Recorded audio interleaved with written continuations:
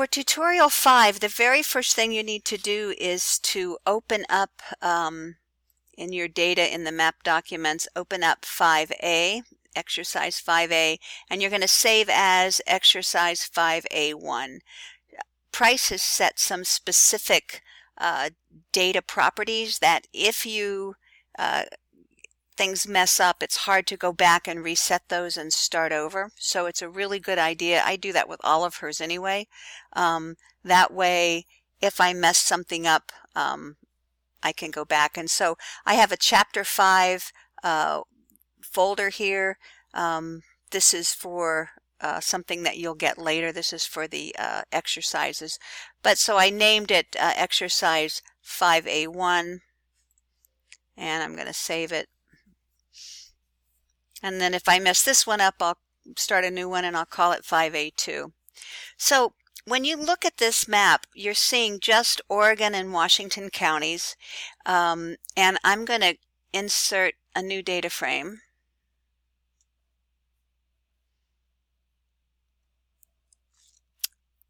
And I'm going to pull down the highways here. Where did my new data frame go? Here it is. I'm going to pull the highways down, make a copy of those. And so what you see in actuality, if I activate this, this is just showing the highways in Oregon and Washington. But when I make a copy of that data into a new data frame, you can see that the highways for the entire United States, including Alaska and Hawaii, are actually part of that feature data set. But Price has set some limitations, and she started out by setting limitations in the state layer.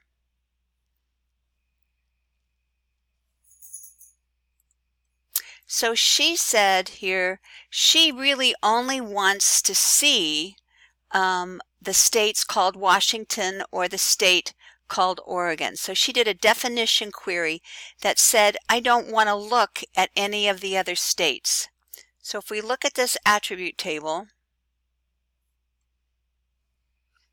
what you see is there is a state name called Oregon and Washington. Again, if I copy this down into the new data frame, and I go in here and I remove that definition query,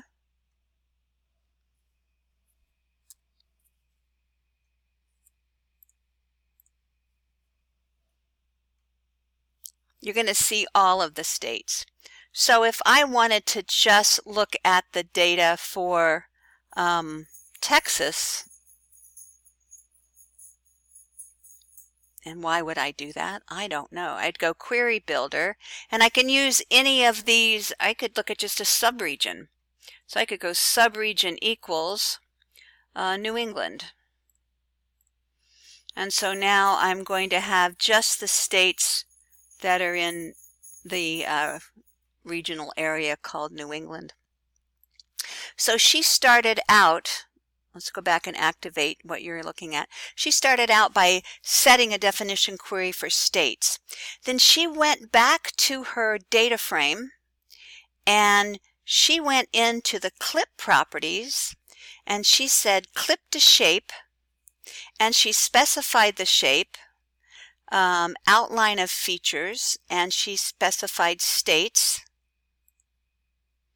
and she clipped those so that you only see the things that are inside that outline. So we could do the same here with region. So we could go and activate this data frame and go into properties and say I want to clip to a shape, and the shape we chose was subregion, right? No, we did states anyway. Yeah, the definition query was subregion. So we're going to clip to states and say OK. And so now if I zoom to layer, I have just the data that is within the definition query. And I could pull the capitals down in here.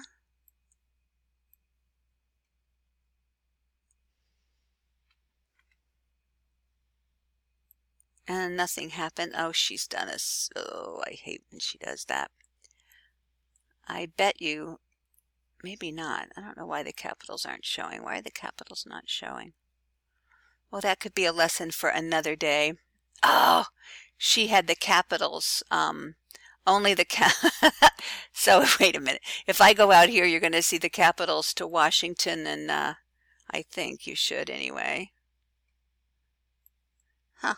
Oh no, because that query isn't that interesting?